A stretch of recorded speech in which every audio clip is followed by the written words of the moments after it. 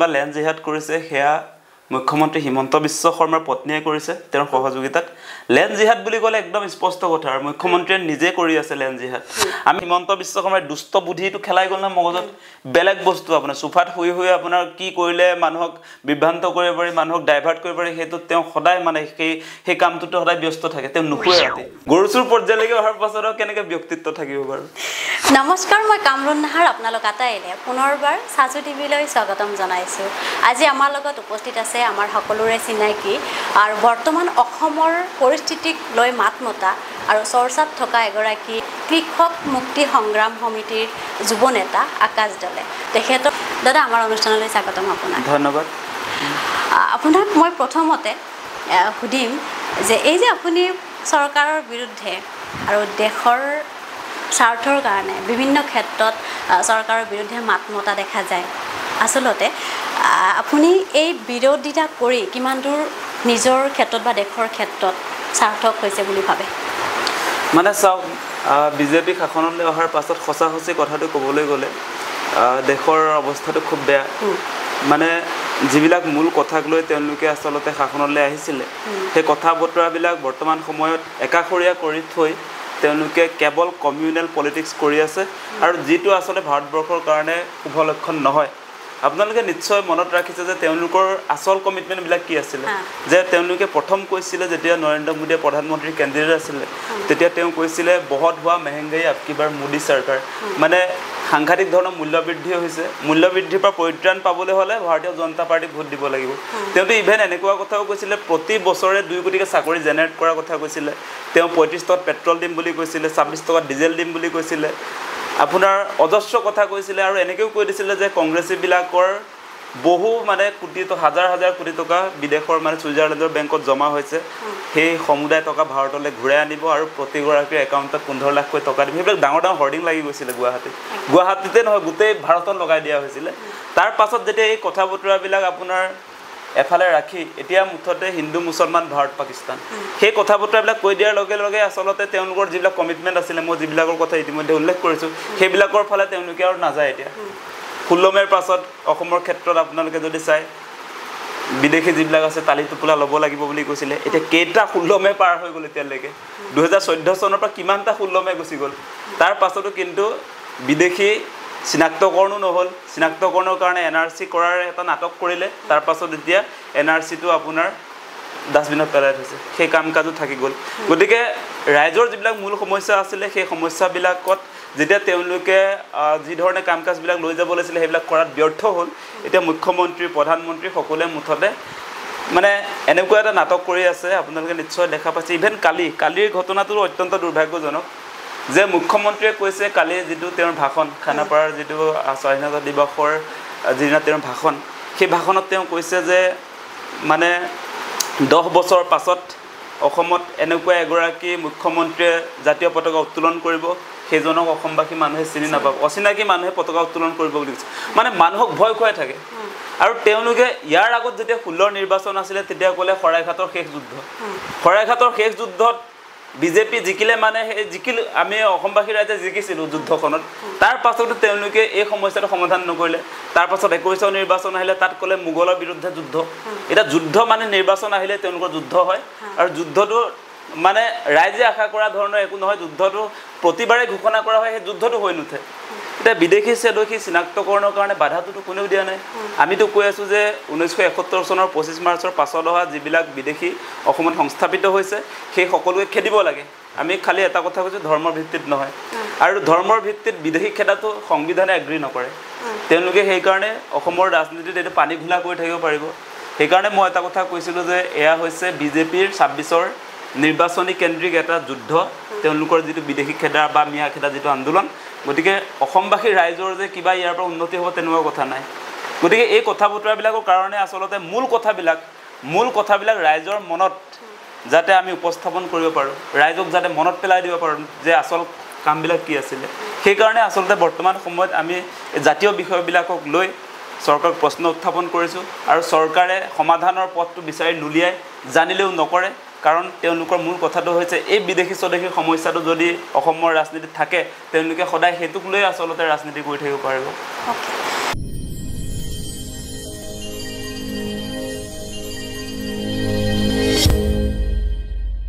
এতিয়া মই আপোনাক আৰু এটা কথা সুধিম যে 1,20,000 বিঘা মাটি বেদখল মুক্ত কৰিছে বুলি CMে কৈছিলে তাৰপিছত কৈছিলে যে অসমত কেইবা প্ৰকাৰৰো জেহাদ আছে যেনেকৈ লাভ জেহাদ তেনেকুৱা ল্যান্ড জেহাদ বুলিও কৈছিলে তো মোৰ প্ৰশ্নটো হ'ল যে মুখ্যমন্ত্ৰীৰ নিচিনা ব্যক্তি এগৰাকীয়ে এই বিভিন্ন ধৰণৰ নাম দিয়ে লাভ জেহাদ ল্যান্ড জেহাদ তেখেতৰ মুখত এইবোৰ শব্দ শোভা পায়নে আপোনাৰ মতে মানে আসল কথাটো হৈছে মুখ্যমন্ত্ৰী হিচাপে এইবিলাক শব্দটো কেতিয়াও শোভা নাপায় তাৰ পাছত সঁচাসঁচিকে যদি অসমত কোনোবা ল্যান্ড জেহাদ কৰিছে সেয়া মুখ্যমন্ত্ৰী হিমন্ত বিশ্ব শৰ্মাৰ পত্নীয়ে কৰিছে তেওঁৰ সহযোগিতাত ল্যান্ড জেহাদ বুলি ক'লে একদম স্পষ্ট কথা আৰু মুখ্যমন্ত্ৰীয়ে নিজে কৰি আছে ল্যান্ড জেহাদ আমি দেখিছো যে মুখ্যমন্ত্ৰী হোৱাৰ পাছত হিমন্ত বিশ্ব শৰ্মাই এফালৰ পৰা অসমৰ মাটি তেওঁ নিজৰ পৰিয়ালৰ নামত কৰি লৈছে পুতেকৰ 18 বছৰ হওঁতে 17টা কোম্পানীৰ মালিক হৈছে তেওঁৰ প্ৰাইডিছ এণ্টাৰটেইনমেণ্টৰ নামত কিমান মাটি আসলে গুটাইছে আপোনালোকে জানিলে আচৰিত হ'ব তেওঁ মুখ্যমন্ত্ৰী হোৱাৰ পাছতে মই প্ৰায় কৈ থাকো হেবিলাক কথা যে প্ৰথমতে তেওঁ জালুকবাৰী নিজৰ সমষ্টিত আমিনগাঁৱত আপোনাৰ 29 বিঘা চৰকাৰী মাটি দখল কৰি বান্দিয়া ইন্টাৰনেশ্যনেল স্কুল খুলিলে তাৰ লগে লগে নগাঁও দাৰিগজত 106 বিঘা মাটি লৈছে তাৰ পাছত আমি দেখিলো যে আপোনাৰ তিনিচুকীয়াৰ চানমাৰী চাহ বাগিচা বুলি এখন ডাঙৰ চাহ বাগিচা তেওঁ ক্ৰয় কৰিছে কাজিৰঙাত দেখিছো আমি কাঞ্চনজুৰি চাহ বাগিচা আমি দেখিছো তাতে বাণী গ্ৰীণ ৰিজৰ্ট অসমৰ আটাইতকৈ ডাঙৰ ৰিজৰ্টখন তাৰ পাছত আমি গুৱাহাটীলৈ যদি আহো তেতিয়া হলে আমি দেখিম যে ইয়াতে আপোনাৰ খ্ৰীষ্টান বস্তিত হিমন্ত বিশ্ব শৰ্মাৰ মাটি জুৰডত মাটি গণেশগুৰিত মাটি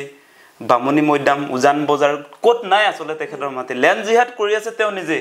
আৰু সেই সময়তে আমি দেখিছো যে আমাৰ থলুৱা খিলঞ্জিয়া মানুহৰ একথা মাটি নাই গুৱাহাটীত থকা আমাৰ লাখ লাখ পৰিয়ালৰ আজিৰ দিনটোতে একথা মাটি নাই কিন্তু চৰকাৰী মাটিত তেওঁলোকে বসবাস কৰি আছে আৰু তেওঁ উলুটাই আমাৰ একথা মাটিত বসবাস কৰা মানুহক ল্যান্ড জিহাদ কৰিছে বুলি কৈ আছে এটো কেতিয়াও ল্যান্ড জিহাদ কৰা নাই ল্যান্ড জিহাদ কৰিছে মুখ্যমন্ত্ৰী আৰু তেওঁৰ পত্নীয়ে সেই কথাটো একদম সিধা সিধি কথা তাৰ পাছত এফালৰ পৰা আমি দেখিছো যে তেওঁ যি ধৰণে নিজে আসলে ল্যান্ড জিহাদটো কৰি আছে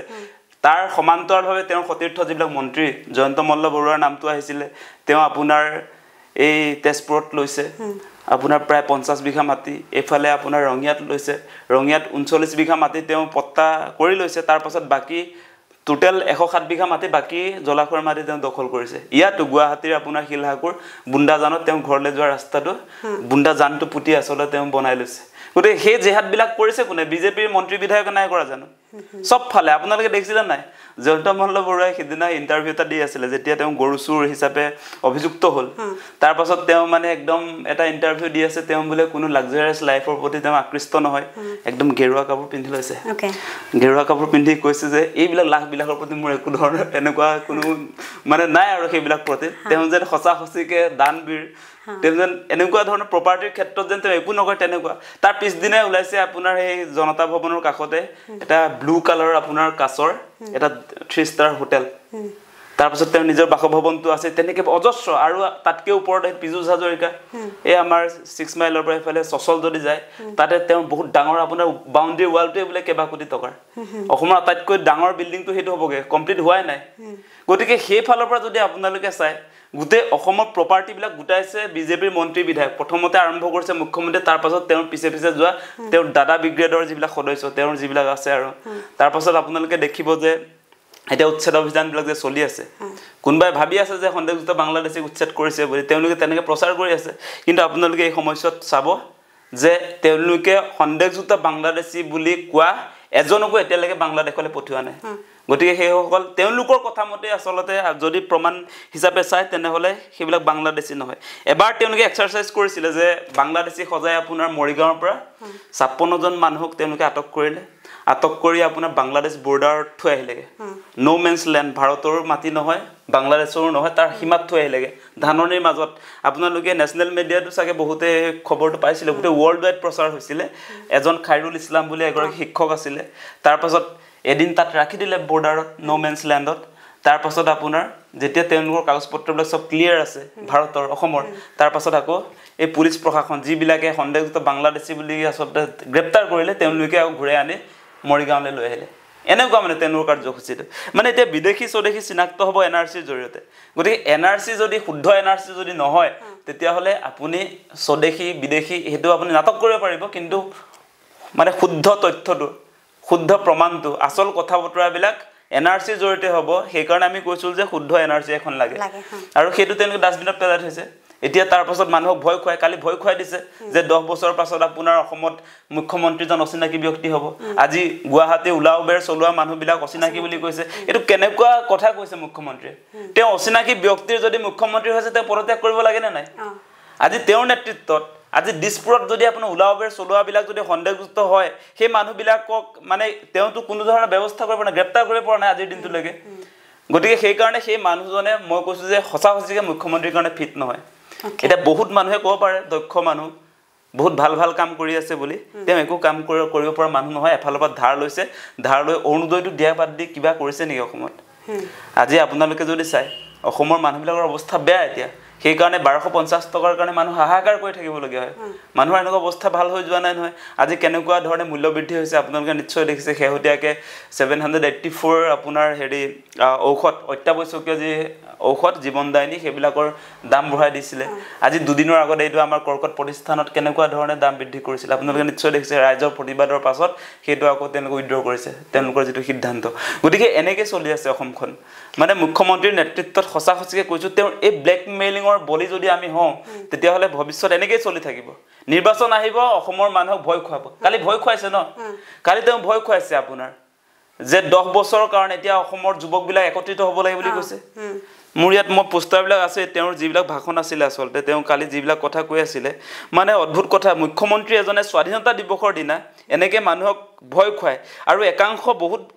এনেকুৱা মানুহ আছে যে যিবিলাকে তেওঁৰ ভাষণ শুনি আছে ভাষণ শুনি বোলে নুম এনেকৈ ডাং খাই গৈছে বোলে বহুত সঁচা কথা কৈ দিছে তেনেকুৱা পৰ্যায়ত তেওঁ প্ৰেজেন্টেশনটো দিয়ে কিন্তু এইবিলাক যে ভুৱা এতিয়া তেওঁ এতিয়া বিদেশী বিতৰণো নকৰে চিনাক্তও নকৰে আমি যিবিলাক মূল কথা কৈ আছিলো তাততো তেওঁ নুসুমায় তেওঁ কৈছে প্ৰতিজন অসমীয়াক বচোৱাৰ এয়াই শেষ সময় যদি আমি নিজে নিজক বচাব লাগে তেতিয়া তোমাৰো কাম কি মুখ্যমন্ত্ৰীৰ কাম নাই এতিয়া আপুনি পদত্যাগ কৰক আমি নিজে বাচিম আমি নিজে নিজক সুৰক্ষিত কৰিম আপোনাৰ নিচিনা মানুহ আপোনাৰ শাসনত থাকিলে অসম কোনো কাৰণতে আসলতে আপোনাৰ সুৰক্ষিত নহয় সেই কথা প্ৰমাণ হৈছে গতিকে এনেকৈ আপোনাৰ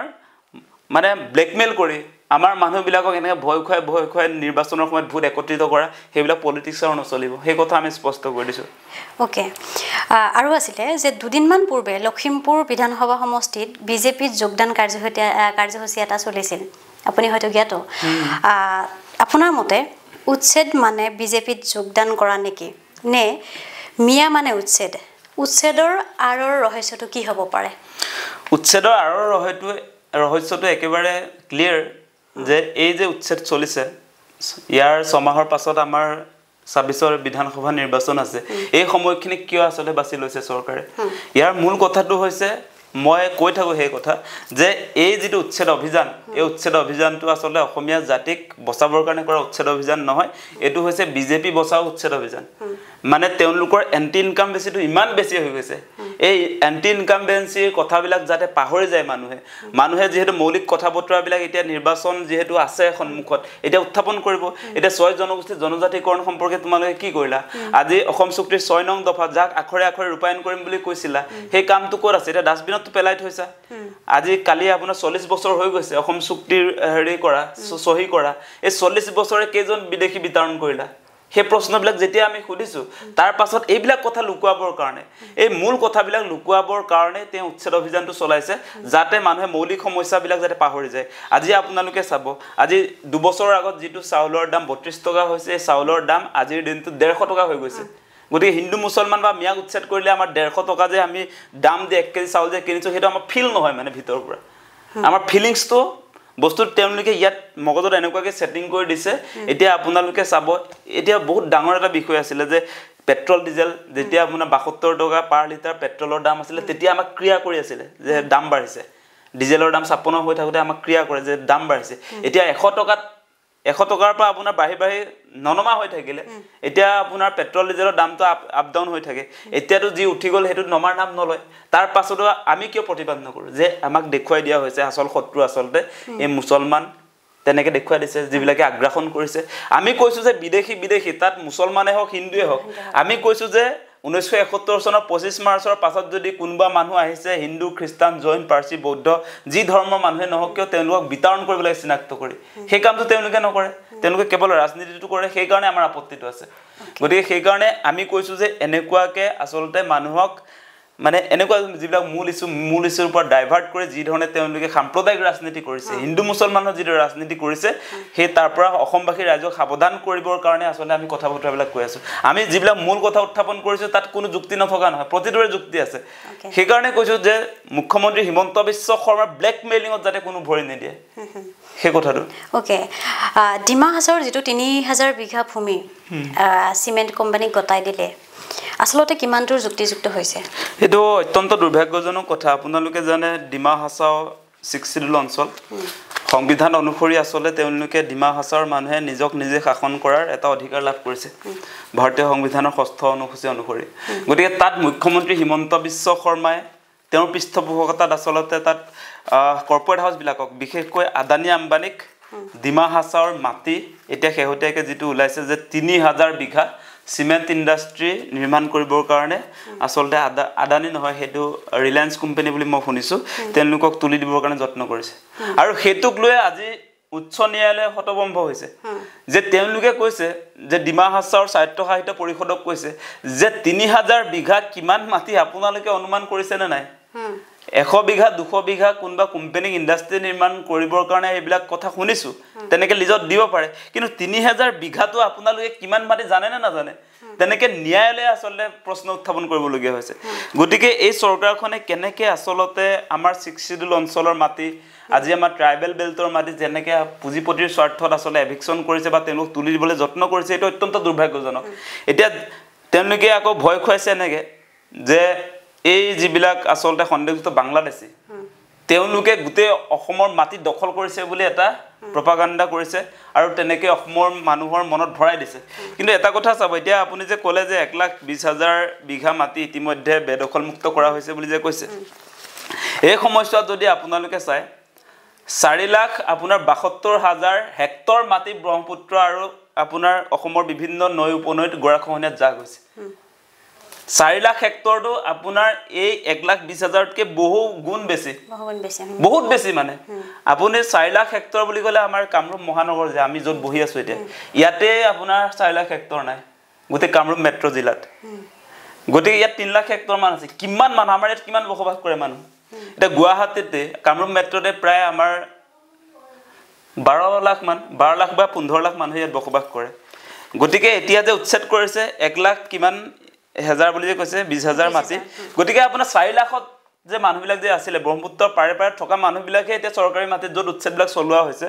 যে 4,72,000 হেক্টৰ মাটি ইতিমধ্যে ব্ৰহ্মপুত্ৰত জাহ গৈছে গৰাখহনীয়াত সেই মানুহবিলাকে নদীৰ পাৰে পাৰে থকা এই মানুহবিলাক ক'ত থাকিব তেওঁলোকে এনেকে চৰকাৰী ভূমিত বসবাস কৰি আছে আৰু আমাৰ কথাটো হৈছে যিবিলাক অবৈধ বিদেশী তেওঁলোক চিনাক্ত কৰি বিতৰণ কৰিব লাগে যদি তেওঁলোকৰ যদি কাগজ পত্ৰ নাই যদিহে ভাৰতৰ বা অসমৰ বাসিন্দা নহয় সেই কথাত কাৰো দ্বিমত নাই কিন্তু মিছা মিছিকে আপোনালোকে সন্দেহযুক্ত বুলি যে কৈ থাকে সেই কথাত আমাৰ আপত্তি আছে সন্দেহযুক্ত বুলি মিডিয়াবিলাকেও কৈ থাকে মিডিয়াবিলাকৰ এটা দায়িত্ব থাকে যে সঁচাকৈ গণতন্ত্ৰৰ চতুৰ্থ স্তম্ভ যদি মিডিয়া হয় তেনেহলে মুখ্যমন্ত্ৰীয়ে যেনিবা পলিটিক্যাল স্বাৰ্থত কৈছে সন্দেহযুক্ত বাংলাদেশী আপোনালোকে ভেৰিফাই কৰক গণতন্ত্ৰৰ চতুৰ্থ স্তম্ভ আপোনালোকৰ দায়িত্ব নাই নেকি সংবাদ মাধ্যমে ভেৰিফাই কৰক যে কোন কেইজন আসলে বাংলাদেশে দখল কৰিছে যদি বাংলাদেশী হয় তেওঁলোকক চিনাক্ত কৰি বিতৰণৰ ব্যৱস্থা কৰিব লাগে সেই তেনেকুৱা ধৰণৰ কথা বতৰাবিলাক আহিব লাগে এতিয়া কোনবা বিজেপিৰ মুখপাত্ৰই যিটো কৈ দিব হেতুকে সংবাদ মাধ্যমে প্ৰচাৰ কৰাটো দুৰ্ভাগ্যজনক আমি কৈছো যে ইয়াত আগ্ৰাসন হৈছে আপোনাৰ বাহিৰৰ পৰা মানুহ আহিছে নাই আহা বুলি আমি নাই কোৱা কিন্তু সেইটো চিনাক্ত কৰাৰ কাম কাৰ আজি বিদেশী যদি আহিছে তাক চিনাক্ত কৰা বা বিতৰণ কৰা কাৰ কাম আজিৰ দিনটোত আপোনালোকে চাব ডাবল ইঞ্জিনৰ চৰকাৰ চলি আছে কেন্দ্ৰত নৰেন্দ্ৰ মোদী বিশ্বগুৰুৰ নেতৃত্বত আপোনাৰ বিজেপি চৰকাৰ অসমত হিমন্ত বিশ্ব শৰ্মাৰ নেতৃত্বত বিজেপি চৰকাৰ তাৰ পাছতো এতিয়া বাংলাদেশৰ পৰা ইমান মানুহ আগ্ৰাসন হৈছে বাংলাদেশৰ লগত আমাৰ আসলতে প্ৰত্যাপন চুক্তি হল নে নাই বিদেশীবিলাক পঠিয়াবৰ কাৰণে তেওঁলোকে একচেপ্ট কৰিব লাগিব যদি একচেপ্ট নকৰে আপুনি খেদিব বাংলাদেশ সীমান্তত থব আপোনাৰ ইন্টাৰনেশ্যনেল কোৰ্টে কি ক'ব হেতু যে আপুনি তো তেনেকে মানুহক কোনবা একচেপ্ট নকৰাকে তাতো থৈ আহিব নোৱাৰে গতিকে সেই কথা বতৰাবিলাক আছে গতিকে শুদ্ধ এনআৰসিটো যেহেতু তেওঁলোকে কৰা নাই হেতুতে এটা কথা ৰাইজে আসলে ক্লিয়াৰ হৈ থাকিব লাগে সঁচাকে বিজেপিয়ে বিদেশী স্বদেশীৰ সমস্যা এই সন্দেহযুক্ত এইবিলাকক লৈ যদি আপোনাৰ ৰাজনীতি যে কৰে সেইবিলাক চিৰদিন চিৰকাল কৰি থাকিব খোজে তাৰ প্ৰমাণটো আপোনালোকে দেখিছে কালি মোদীয়ে যিটো ভাষণ দিলে তেওঁ আপোনাৰ ঘুচপেটিয়াৰ যিটো আগ্ৰাসন হৈছে অসমত সেই কথা উল্লেখ কৰিছে নহয় তেওঁৰ সেই কাম নহয় মোদী বা হিমন্ত বিশ্ব শৰ্মাই ভাষণ দিয়াটো কাম নহয় আগ্ৰাসন হৈছে সেই কথাটো কোৱাত তোমাৰ কাম নহয় তোমাৰ কামটো হৈছে আগ্ৰাসন যে হৈছে তাক বিতৰণ কৰা আজি 3টা টাৰ্মছত মোদীয়ে কি কৰিলে মোদীয়ে বাংলাদেশৰ লগত প্ৰত্যাৰ্পণ চুক্তি কৰিলে নে নাই সেই কথাটো আমাক লাগিব নহয় এতিয়া গতিকে সেই কামটো আপুনি আপোনাৰ কামটো কৰক আজি নৰেন্দ্ৰ মোদী বা আমাৰ এইটো হিমন্ত বিশ্ব শৰ্মা তেওঁলোকৰ কামটো আমাৰ নিচিনাই মই যিবিলাক কথা কৈ আছো আমি যিবিলাক কথা কৈছো সেই কথাটো কোৱাটো তোমালোকৰ কাম নহয় তোমালোকৰ কামটো আমি কোৱা কথাবিলাক সমাধান কৰা তেওঁলোকে জাতীয় সংগঠনৰ নেতাৰ নিচিনাই কথাবিলাক কয় তেওঁলোকৰ কাম হৈছে সমাধান কৰা তেওঁলোকে যিবিলাক ভাষণ দি আছে সেইবিলাক সমাধান কৰিবলৈ মানুহক ভয় খুৱাব নালাগে মিছামিছিকে মানে সেই কথা বতৰাবিলাক আছে আৰু এটা প্ৰসংগক্ৰমে মই উল্লেখ কৰি দিওঁ কালিৰ ঘটনাটোৰ লগত মিলি গৈছে তেওঁ যিটো সময়ত যে 10 বছৰ পাছত অসম আচলতে অসমৰ মুখ্যমন্ত্ৰীজন অচিনাকি মানুহ হ'ব সেই কথাটো যে কৈছে তেওঁ কৈছে 80% মানুহে অসম বিধানসভাত আহিব চৰকাৰ মানে বেলেগৰ অচিনাকি মানুহৰ এটা আমি এটা কথা কৈ আছো আপুনি হেতু ক'ব নালাগে অসম সুৰক্ষিত কৰিবৰ কাৰণে 80% 80% আমাৰ খিলঞ্জীয়া মানুহৰ কাৰণে ৰিজাৰ্ভেশন কৰক আজি ট্ৰাইবেল মানুহবিলাক আছে অসমৰ খিলঞ্জী আছে গৰিয়া মৰিয়া দেশী জুলহা যিবিলাক মানুহ আছে অসমৰ যিবিলাক বাসিন্দা খিলঞ্জীয়া মানুহ তেওঁলোকৰ কাৰণে 80% ৰিজাৰ্ভেশন কৰা সেই কামটো নকৰে তেওঁ আজি অলপ দিনৰ আগত আপোনাৰ ডিলিমিটেশন যেতিয়া কৰিলে আপোনাৰ এই কি বুলি কয় অসমীয়াত কি হ'ব ডিলিমিটেশনটো সমষ্টি পুনৰ নিৰ্ধাৰণ কৰোঁতে ক'লে বোলে 50 বছৰৰ কাৰণে চিন্তা নাই অসমবাসী ৰাইজক ক'লে 50 বছৰৰ কাৰণে হিমন্ত বিশ্ব শৰ্মাই সুৰক্ষিত কৰি দিলো বুলি ক'লে কালি কেনেকৈ আকৌ বিপদগ্ৰস্ত হ'ল অসম কালি কেনেকৈ অসুৰক্ষিত হ'ল 10 বছৰ পাছত অচিনাকি মানুহে মুখ্যমন্ত্ৰী হ'ব এই ফটুৱা কথাবিলাক এইবিলাক কথাৰ জৰিয়তে মানুহক আচলতে এনেকৈ বাৰম্বাৰ প্ৰতাৰণা প্ৰবঞ্চনা কৰা কোনো কাৰণতে উচিত নহয় ওকে মই আৰু এটা কথা সুধিম আপোনাক এই যে আমি যিখন ৰাজ্যত বাস কৰোঁ সেইখন ৰাজ্যত সৰু বা এটা বা দুটা গৰু চুৰ কৰিলে সেই চুৰজনক জেলত পঠিওৱা হয় পানিশমেণ্ট হয় জেল আমিও লগ সন্মান কৰোঁ লগ মানিছিলোঁ কিন্তু মোৰ প্ৰশ্নটো হ'ল গিৰগাঁৱৰ চোৰৰ আজি যিটো কোটি কোটি টকা লুণ্ঠন কৰিছে বা কোটি কোটি টকা চুৰ কৰিছে সেই সকল ব্যক্তি আজিও কিয় মুকলি আকাশৰ তলত আছে মুকলি আকাশে নহয় গিৰগাঁৱে যিবিলাকে চুৰ কৰিলে তেওঁলোকক 50 লাখ টকাকৈ ৰাজসাহায্য দিছে ওকে গিৰগাঁৱে যিবিলাকে চুৰ কৰিলে গিৰগাঁৱে চুৰ কৰা মানুহক পুৰস্কাৰ দিছে গতিকে এই চৰকাৰখন আচলতে চুৰৰ চৰকাৰ গতিকে সেইটো প্ৰমাণ হৈ গ'ল এতিয়া আপোনালোকে জানে গিৰগাঁৱৰ কথাটো আছিলে আমি ভাবিছিলোঁ যে যিবিলাক কৃষক যিবিলাকে গৰু পালন কৰে গো পালন কৰা কৃষকসকলে সাবসিডি পোৱাটো উচিত আছিল এটা মন্ত্ৰীবিলাকে যদি সাবসিডি পায় আমাৰ গোপালকবিলাক কেনে পাব মই নিজে গোপালক থকা অঞ্চলত থাকো দেই তেওঁলোকক আমি সুধিছিলোঁ আমাৰ এই অঞ্চল গোটেই গুৱাহাটীৰ যিটো গাখীৰ এইটো হেফালৰ পৰা আহে আমাৰ এই খানাপাৰা বা আমাৰ এই জোৰাবাট সেই অঞ্চলত যিবিলাক নেপালী সম্প্ৰদায় গোৰ্খা সম্প্ৰদায়ৰ মানুহ তেওঁলোকে গৰু পোহপালন প্ৰতি ঘৰতে আছে বহুত তেওঁলোকৰ প্ৰায় মানে তেওঁলোকৰ জীৱিকাটোৱে সেইটো তেওঁলোকে সাবসিডি পোৱা উচিত এটা সাবসিডি তেওঁলোকে নাপায় আৰু তেওঁলোকে আপোনাৰ ৰাজসাহায্য নাপায় এতিয়া এই গিৰগাঁৱৰ নামত এতিয়া কিমান টকা আপোনাৰ দিলীপ শইকীয়া সভাপতি যিজনে একদম গহীন গম্ভীৰ কথা বতৰাবিলাক কৈ থাকে তেওঁ নিজেও গৰু চুৰ হৈ গ'লগে জয়ন্ত মল্ল বৰুৱা এজন তেনেকে আপোনাৰ কেবাজনৰ নাম আহিছিল মন্ত্ৰী বিধায়কবিলাক গৰু চুৰ হৈ গ'লগে আৰু সেই গৰু চুৰটো লুকুৱাবৰ কাৰণে এইটো হিন্দু মুছলমান এভিকচনটো আহিলে যেতিয়া গোটেই অসমৰ ৰাইজে গৰু চুৰৰ বিৰুদ্ধে অৱস্থান কৰিলে তাৰ পাছতে হিমন্ত বিশ্ব শৰ্মাই দুষ্ট বুদ্ধিটো খেলাই গ'ল না মগজত বেলেগ বস্তু আপোনাৰ সোফাত শুই শুই আপোনাৰ কি কৰিলে মানুহক বিভ্ৰান্ত কৰিব পাৰি মানুহক ডাইভাৰ্ট কৰিব পাৰি সেইটো তেওঁ সদায় মানে সেই কামটোতে সদায় ব্যস্ত থাকে তেওঁ নুশুৱে ৰাতি তাৰ পাছত সেই কামটো কৰিলে তেওঁ এতিয়া তাৰ পাছত আপোনাৰ সেইটো জয়ন্ত মল্লক বচাই দিয়া হ'ল আজি যিবিলাকে আপোনাৰ গিৰগাঁৱে চুৰ কৰিছিলে গোটেইবিলাক বচাই দিয়া হ'ল সেইটোহে তাৰ কাৰণে এতিয়া সন্দেহযুক্ত আপোনাৰ বাংলাদেশী উচ্ছেদ কৰিছে বুলি আপোনাৰ উজনি অসমত একাংশ সংগঠন লগাই দিছে ঘৰে ঘৰে আপোনাৰ কি বুলি কয় সেইটো মিয়া বিচাৰি ফুৰা কাৰ্যসূচী আৰু সেই কামটো চৰকাৰীভাৱে নকৰে আপত্তিটো মোৰ তাত আছে মানে এতিয়া সংগঠনবিলাকে যে ঘৰে ঘৰে আপোনাৰ মিয়া বিচাৰি ফুৰিছে মিয়া বিচাৰি বা যদি সন্দেহযুক্ত বাংলাদেশী হয় তাক বিতৰণ সংগঠনে কৰিব লাগে নে চৰকাৰে কৰিব লাগে এই পুলিচবিলাকক আমি এনে দৰমহা দি থৈছো নেকি এতিয়া যদি শিৱসাগৰত আপোনাৰ সন্দেহযুক্ত বাংলাদেশী বা মিয়াই শিৱসাগৰ দখল কৰিছে আগ্ৰাসন কৰিছে গতিকে তাৰ দায়িত্ব চৰকাৰে ল'ব লাগে নে সংগঠনে দেখুৱাই দিব কিন্তু ঘৰে ঘৰে বিচাৰি যোৱা কামটো সংগঠনৰ নহয় সেইটো হৈছে আপোনাৰ পুলিচ প্ৰশাসনৰ কাম সাৰ্কুল অফিচাৰৰ কাম ডিচিৰ কাম এছপিৰ কাম সেই কামটো সংগঠনৰ কাম নহয় সেইকাৰণে আমি কৈছিলোঁ যে সংগঠনেও আসলতে কাৰ পৃষ্ঠপোষকতাত চলিছে এইটো হিমন্তটো কৈ দিলে হিমন্ত সেই কথাটো কৈছে যে মোৰ পৃষ্ঠপোষকতাত শিৱসাগৰত বোলে মিয়া বিচাৰি ফুৰা কাৰ্যসূচীটো চলিছে বুলি আপোনাৰ পৃষ্ঠপোষকতা আপুনি যাক দৰমহা দি থৈছে আমাৰ ৰাইজৰ কৰ কাটলে তেওঁলোকক পঠিয়াওক পুলিচ প্ৰশাসন আছে তেওঁলোকে কিয় ব্যৱস্থা নলয় মানে সেই কথাটোৰ প্ৰমাণ হয় চৰকাৰীভাৱে যে নকৰে তাৰ মূল কথাটো হৈছে এই বস্তুটো ইলিগেল মানে ইলিগেল তেওঁলোকে সেই কামটো কৰিছে মানে ওকে আৰু আপোনাক এইখিনিতে মই কৈ থওঁ যে এই যে পিষ্টল দিয়াৰ পাৰ্মিশ্যনৰ কথা কৈছে আচলতে এইটো কিমান দূৰ প্ৰয়োজন পিষ্টল দিয়াৰ কিমান দূৰ প্ৰয়োজন নে শিক্ষাৰ প্ৰয়োজন অসমত কোনটো বুলি ভাবে আপুনি ডেফিনেটলি শিক্ষাৰ প্ৰয়োজন আৰু এটা কথা দেই এতিয়া মন্ত্ৰী বিধায়ক যিবিলাক এতিয়া মন্ত্ৰী বিধায়কৰ ল'ৰা ছোৱালীবিলাক আছে নহয় এই মন্ত্ৰী বিধায়কৰ বিজেপিৰ মন্ত্ৰী বিধায়কৰ ল'ৰা ছোৱালীৰ হাতত পিষ্টল নিদিয়ে তেওঁলোকে শিক্ষা দিয়ে এতিয়া অসমৰ বাহিৰত ভাল ইনষ্টিটিউচন পঢ়া শুনা কৰি আছে আৰু আমাৰ মানুহবিলাক তেওঁলোকে গুণ্ডা বনাব মানে AK-47 দিব বন্দুক দিব দাদাগিৰি কৰিবৰ কাৰণে কেনেকুৱা এটা তেওঁলোকে আচলতে হেৰি কৰিছে বাৰু মানুহক মানে নিজৰ ল'ৰা ছোৱালীক দিয়ে না বন্দুক আমাৰ মানুহবিলাক কেলে দি আছে মানে তেওঁলোকে এটা কাম কৰিব খোজে এটা অৰাজক পৰিস্থিতিৰ সৃষ্টিৰ জৰিয়তে আপোনাৰ এই 26ৰ নিৰ্বাচনী যেটো হেৰি আছে নিৰ্বাচন আছে সেই নিৰ্বাচনত তেওঁলোকে আসল জয় হোৱাৰ এটা স্বপ্ন দেখিছে এইবিলাক বস্তু দি দিও তাৰ পাছত মেইন কথাবিলাক মানুহে পাহৰি থাক মেইন কথা মই কৈছিল যে মূল্য বৃদ্ধি আছে অসম চুক্তিৰ 6 নং দফা কাৰ্যকৰীকৰণৰ কথা আছে শুদ্ধ এনআৰসি কথা আছে আপোনাৰ 6 জনগোষ্ঠী জনজাতিকৰণৰ কথা আছে বহুত কথা আছে বান গৰাখনৰ স্থায়ী সমাধানৰ কথা আছে এক্সপ্ৰেছ হাইৱেৰ কথা আছে এইবিলাক টুইন টাৱাৰৰ কথা আছে অজস্ৰ কথা আছে নিবনুৱা সমস্যা কেনেকুৱা ধৰণে বাঢ়িছে এইবিলাক কথা বতৰা আছে এইবিলাক একো নকৰিলে হৈ যায় বন্দুক দিলে হ'ল হিন্দু মুছলমান মাজে মাজে বিচাৰি দিলে সকলো সমস্যা ডিলিট ওকে কাহিনী হেতু মানে আৰু এটা কথা কৈ থওঁ এই বন্দুক যে দিব বন্দুক জীৱ মানে বন্দুকৰ লাইসেন্সৰ কাৰণে ইতিমধ্যে পোৰ্টেল মুকলি কৰিছে বুলি কৈছে আৰু মোৰ ওচৰত তথ্যবিলাক আছে মোৰ ইয়াত আছে চাগে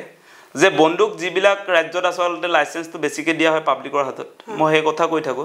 যে পাব্লিকক যদি আপুনি আৰ্মছ দিয়ে লাইসেন্স যদি দিয়ে তেনেহলে পুলিচৰ কাম কি থাকিব আমি আমাৰ হাতে হাতে AK-47 থাকিব তেতিয়া পুলিচটো কাম পুলিচ বিভাগটো আমি বন্ধ কৰি দিও আমাৰ হাতে হাতে বন্দুক থাকিব যেহেতু গতিকে সেই কামটো কৰকচোন আপোনালোকে আমি কি কৈছো যে নিৰাপত্তাহীনতাত যদি খিলঞ্জিয়া মানুহ ধুবুৰীত ভুগিছে আজি যিবিলাক জেগাৰ কথা কৈছে নামনি অসমৰ কথা কৈছে নামনি অসমৰ মানুহবিলাক সুৰক্ষা দিবৰ কাৰণে AK-47 বন্দুক তুলি যে দিছে এতিয়া আমি কথাটো কৈছিলো কি যে হসাহসিকে যদি আমাৰ মানুহবিলাক তাত বিপদত পৰিছে তেনেহলে সেই অঞ্চলবিলাকত মানকাছাৰত বা আপোনাৰ এই কিবা ধুবুৰীত তাত আপোনাৰ পুলিচ ষ্টেচনৰ সংখ্যাটো বঢ়াই দিয়ক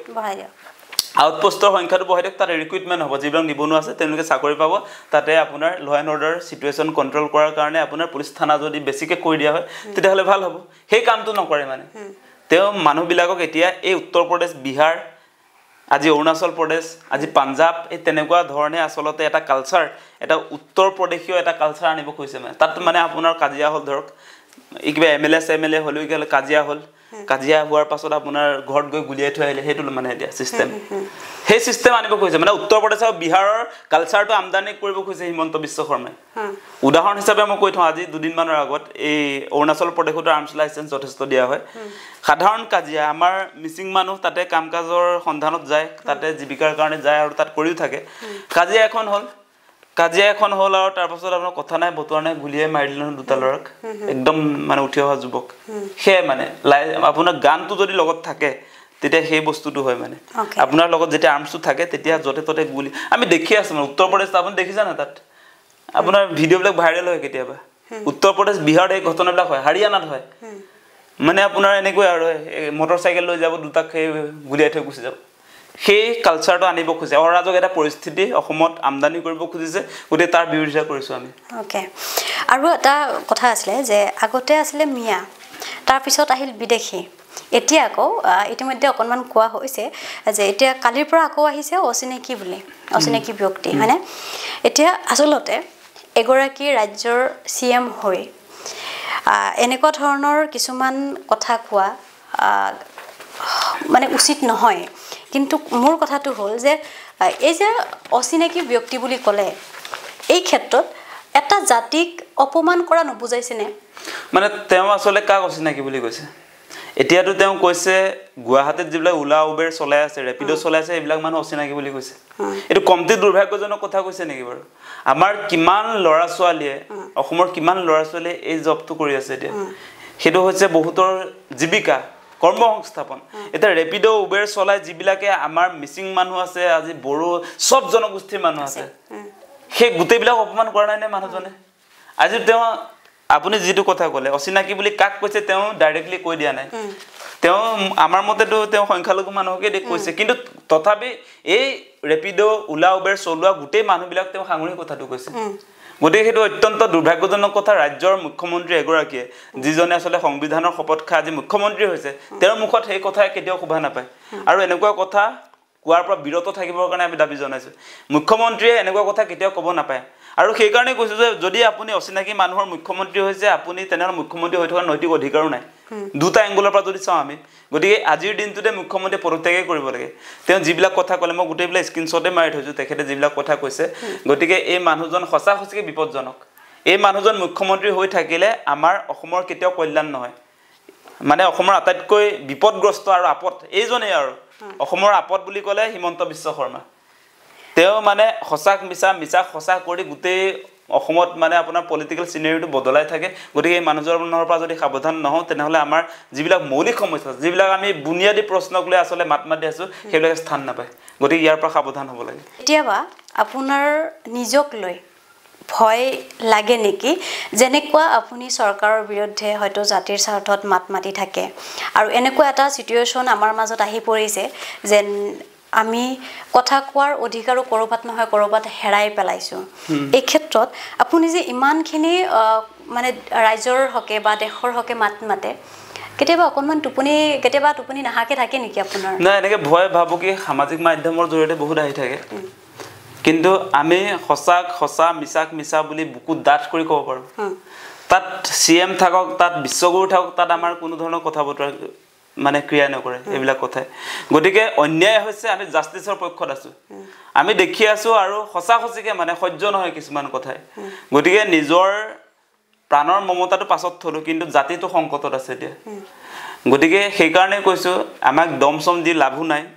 এতিয়া যিমান এডমিনিষ্ট্ৰেচন আছে আমি সবই মুখ্যমন্ত্ৰী হওক প্ৰধানমন্ত্ৰী হওক যিমান এসবি আইবি কিবা কিবি যি তেওঁলোকৰ যন্ত্ৰণা থাকক বা তেওঁলোকৰ গুণ্ডা বাহিনী সংগঠন কিবা কিবি সেইবিলাক কথা নাই আমি মূল কথাবিলাকত ধৰিছো গতিকে হেতুত যদি কোনোবাই গাত পাতি লৈছে বা কোনোবাই যদি তাৰ কাৰণে ৰিভেঞ্জ ল'ব খুজিছে তাৰ কাৰণে আমি সাজু আছো মানে কাকো কেয়াৰ কৰি থকাৰ কোনো কথা নাই আমি অসমৰ ভূমিপুত্ৰ হিচাপে আমি মূল কথাবিলাক উত্থাপন কৰিছো তাত কাৰবাৰ গাত লাগিছে কোনো কাৰবাৰ জ্বলাপুৰা কৰিছে তাত আমাৰ ক'বলগীয়া নাই কিন্তু এটা কথা ঠিক যে আমি কোনো কাৰণতে যিটো সঁচা এটো সঁচা তাত যদি কোনোবা অন্যায় কৈছে অন্যায়ৰ বিৰুদ্ধে আমি থিয় দিম জাতিৰ পক্ষত সদায় থিয় দিম আমাৰ স্থিতি সদায় অলৰচৰ আৰু অটল কেতিয়াও তাৰ পৰা আমি বিচলিত নহওঁ সেই কথাটো স্পষ্ট ওকে এতিয়া মই আপোনাক ব্যক্তিগত কেইটামান কোৱেশ্চন সুধিম যেহেতু আপুনি সদায় ৰাজনীতিৰ লগত জড়িত হয়তো দৰ্শকে জানিবলৈ ইচ্ছুক হৈ থাকিব আপোনাৰ ব্যক্তিগত হিচাপে আপুনি স্কুলীয়া শিক্ষা ক'ত লৈছে কিমানলৈকে পঢ়া শুনা কৰিছে ঘৰত কোন আছে আৰু ভৱিষ্যত পৰিকল্পনা কি আপোনাৰ মই পঢ়া শুনা কৰিছো আমাৰ স্কুলীয়া শিক্ষা হৈছিল মোৰ লখিমপুৰ জিলাৰ পানীগাঁও উচ্চতৰ মাধ্যমিক বিদ্যালয় মই তাৰ পৰা বিলং কৰো গুৱাহাটীত থকা হৈছে আজি বহুত বছৰে হৈছে বাৰু তাৰ পাছত মই কলেজো তাতে কৰিছো পানীগাঁও ওপিডি কলেজ বুলি কয় তাৰ পাছত মই মাষ্টাৰ ডিগ্ৰী কটন মহাবিদ্যালয় আছিল তেতিয়া কটন কলেজৰ পৰা তেতিয়া ইউনিভাৰ্চিটি হোৱা নাছিল তাৰ পৰাই কৰিছো মাষ্টাৰ ডিগ্ৰী পলিটিক্যাল সায়েন্সত তাৰ পাছত আৰু মাজতে মোৰ চাকৰি এটাও হৈছিল যে মই 2014 চনত টেটত কোৱালিফাইড হৈছিলো তাৰ পৰা আগতেও হেয়া পৰিকল্পনা আছিল যে ভাল চৰকাৰী চাকৰি কৰিম তাৰ পাছত 14 চনতে মাষ্টাৰ ডিগ্ৰী কৰাৰ পাছত তেতিয়া ভাবিলো যে মানে কি এলপিএমইত নকৰো যে কলেজত কৰিব লাগে সেই মানে তেতিয়ালৈকে সংগঠনত অহা নাই তেতিয়া মোৰ ইচ্ছাটো আছিল মানে কলেজ টিচাৰ হ'ম তাৰ কাৰণে নেট দিলু তেনেকৈ আৰু তেনেকৈ প্ৰথমতে সেইবিলাক কথা বতৰা আছিল মোৰ টাৰ্নিং পইণ্টটো হৈছে আপোনাৰ এই বিজেপি চৰকাৰ অহাৰ পাছত 14 চনৰ পাছত প্ৰথম অৱস্থাটো বিজেপিৰকে আমি ভোটে দিছিলো আসলতে মানে তেওঁলোকে পৰিৱৰ্তনৰ কথা ক'লে আৰু সেই সময়ত সাংঘাতিক ধৰণৰ ধৰক কংগ্ৰেছৰ প্ৰতি মানুহৰ অভিযোগ আহিছিল আস্থাটো নাছিল 15 বছৰ একেৰাহে চৰকাৰ কৰি থকাৰ পাছত তেওঁলোক বহুত অহংকাৰী হৈ উঠিছিল গতিকে মোৰ জীৱনৰ লগতো সেই সমস্যাটো আছে মানে বিজেপি অহাৰ লগে লগে মোৰ জীৱনৰ লক্ষ্য বেলেগ হৈ গৈছেগে মানে তেনেকুৱা হৈছিল নহলে সঁচা কথাটো ক'বলৈ গ'লে মানে শিক্ষকতা কৰা সেইটো মোৰ সপোন আছিলে এতিয়াতো সেইটো ডিলিট হৈ গ'ল সপোন মানে ডিলিট হ'বলগীয়া হৈছে এতিয়া মুখ্যমন্ত্ৰীয়ে যেতিয়া কৈ দিয়ে যে মই চাকৰি দিছোঁ মই দৰমহা দিম তেতিয়া সেই মানুহজন মইতো এপইণ্টমেণ্ট ল'বলৈও নাহিলোঁ তেওঁলোকৰ সেই কথা বতৰাত আমাক 2016 চনত এপইণ্টমেণ্ট দিছিলে খানাৰপাৰা ফিল্ডত